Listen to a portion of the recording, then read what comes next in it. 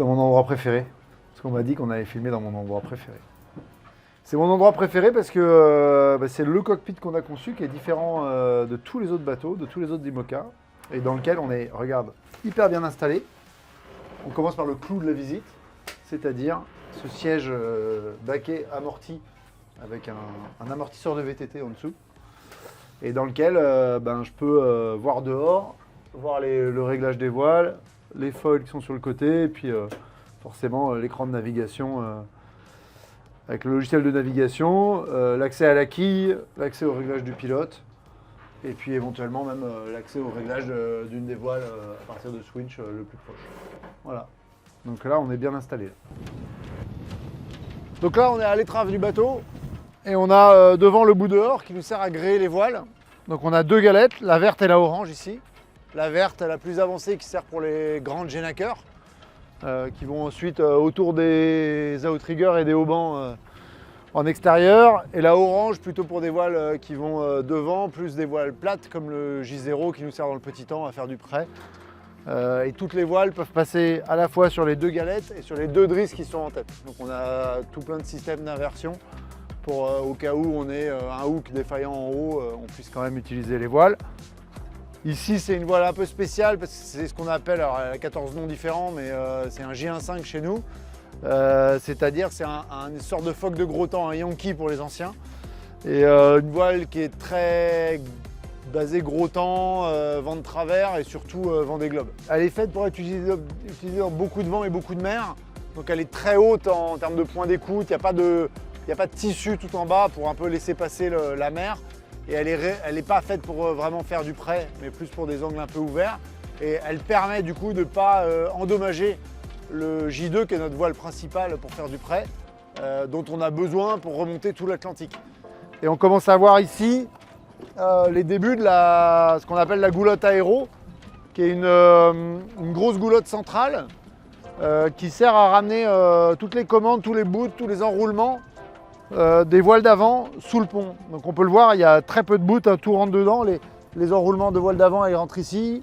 Les amures, elles sont déjà dedans. Là, on arrive sur le J2. Donc comme j'ai dit, l'étai qui tient le mât, l'étai principal. La voile la plus utilisée probablement du bateau. Donc là, on peut voir que la galette, elle a été descendue, elle est sous le pont. Ça, c'est pour des questions aérodynamiques. Ça permet à la voile de commencer le plus proche du pont possible. Donc d'être faire une sorte d'effet de plaque très proche du pont du bateau. Bon, on peut voir ici, il y a un petit évent de ballast parce que sur ces bateaux-là, comme les foils lèvent beaucoup le nez du bateau auprès, on remet des ballasts avant. Ici, on arrive sur l'étai de J3. L'étai qui tient le J3, c'est la voile de gros temps. C'est aussi un étai qui sécurise le mât quand on utilise des voiles d'avant qui sont sur le bout dehors. On ne peut pas s'en passer, c'est une des raisons des dématages, c'est souvent une mauvaise gestion de celle-ci. Après, on arrive au pied de mât. On est sur un mât L tournant, hein, qui est un mât standard chez tous les IMOCA. Toutes les commandes du mât qui passent à l'intérieur de la boule, donc toutes les drisses, tous les largages de hook, de grand voile, passent là-dedans. Là, donc c'est quasi invisible ici. Un paquet de commandes et donc tout ça revient au même endroit qu'on appelle la cathédrale. Parce qu'il y a tout le monde qui se réunit là. Et ensuite, ça va sur le piano et on verra en bas, il est juste à proximité. Les foils, donc il y en a deux, un de chaque côté, donc qui servent à lever le bateau, non seulement lui donner la puissance, mais aussi le faire voler. C'est un peu le problème des IMOCA, c'est d'essayer de voler sur un seul plan porteur. Donc la majorité de la portance est générée par le foil, mais il y a aussi un petit peu par la quille qui s'incline de chaque côté à environ 35 degrés. Et le réglage des deux, c'est-à-dire entre l'extension de ce foil, les 5 degrés de tolérance d'angle d'attaque que l'on a et l'angle de la quille, voilà, avec tout ça on arrive à gérer une sorte de portance et une sorte de trépied pour que le bateau arrive à décoller et lever le nez.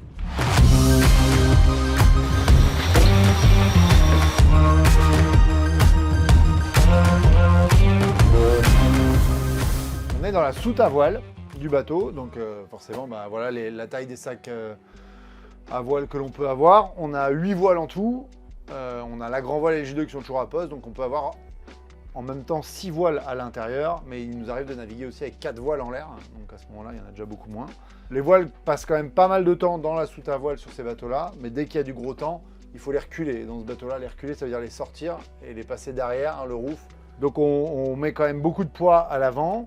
On matos les voiles un peu de chaque côté de ces structures. Et puis après, on a tous les sacs de matossage. Là, on en a certains sur une bannette. Et qu'on peut aussi accrocher sur les côtés pour matosser. On voit à l'avant une cloison complète, qui est une des cloisons étanches. Donc on voit la trappe d'accès. Et on en a plusieurs comme ça qui nous permettent de protéger le bateau, enfin disons l'intérieur du bateau en cas de voie d'eau et de collision à l'avant. Il faut imaginer qu'ici, dans 20 nœuds avec de la mer au près, c'est un peu rock'n'roll. Ça secoue beaucoup, ça tape beaucoup. Et si on prépare un virement de bord, il faut passer toutes les voiles de l'autre côté, passer tout le matériel de l'autre côté. Et c'est vrai qu'il y a des conditions où ça devient un peu limite, quoi. Et du coup, on peut commencer à hésiter à le faire parce qu'on risque quand même la blessure.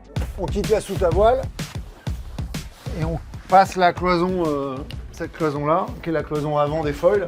Ici, il y a les foils avec les trappes d'accès, on peut inspecter les systèmes de foils. Et là, on arrive sur la structure de la quille, qui reprend tous les efforts. La quille, elle est ici derrière cette cloison-là. Et on peut voir les différentes goulottes qui ramènent tous les cordages de l'avant. Et aussi tout ce qui vient du mât et dans ces boîtes-là étanches. Donc voilà, tout ça c'est les foils, tout ça c'est la cathédrale de mât.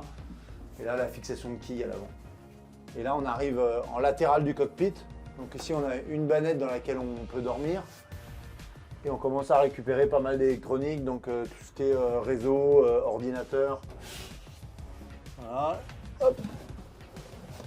Donc là on arrive presque au cockpit et on a les ballasts latéraux qui sont ici en extérieur et puis cette bannette donc, dans laquelle on va pouvoir s'installer. Voilà. Donc là en libérant le passage, on donne accès à une bannette dans laquelle on peut se glisser.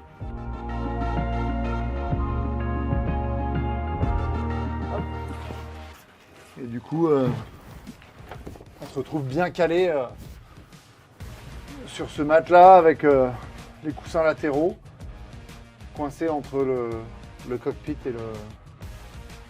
et le flanc du ballast. Et on peut sortir assez rapidement. Et là, on arrive dans la salle des machines, où on a les réservoirs du gasoil, le moteur, tous les systèmes de charge par alternateur. En ayant avancé le cockpit dans le design du bateau, on se retrouve avec un espace arrière très étanche, très grand, dans lequel on peut facilement travailler. Et du coup, l'électronique se retrouve au bon endroit, pas à baigner dans l'eau en fond de coque. Et ça fait une belle installation très pratique.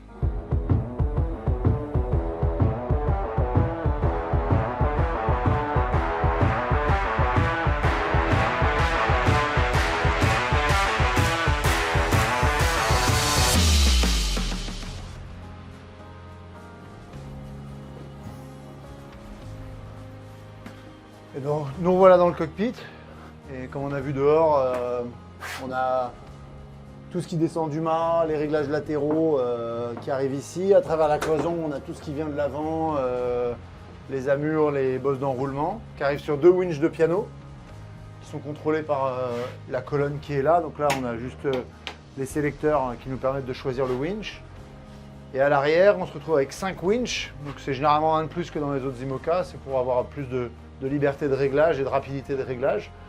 Et toutes les écoutes et les bastacs viennent d'une goulotte qui reviennent de l'arrière du bateau. L'eau qui peut arriver par les trappes latérales par lesquelles on rentre et on sort du bateau. L'eau peut couler sur ce plateau et prendre la goulotte et sortir. Donc on se retrouve dans un espace sec.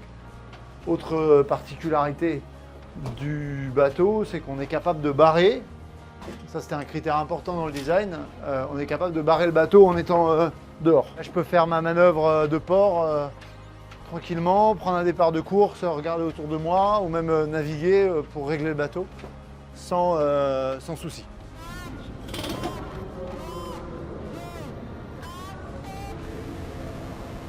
On arrive sur tout ce qui est ordinateur et là il y a pas mal de matos assez intéressant.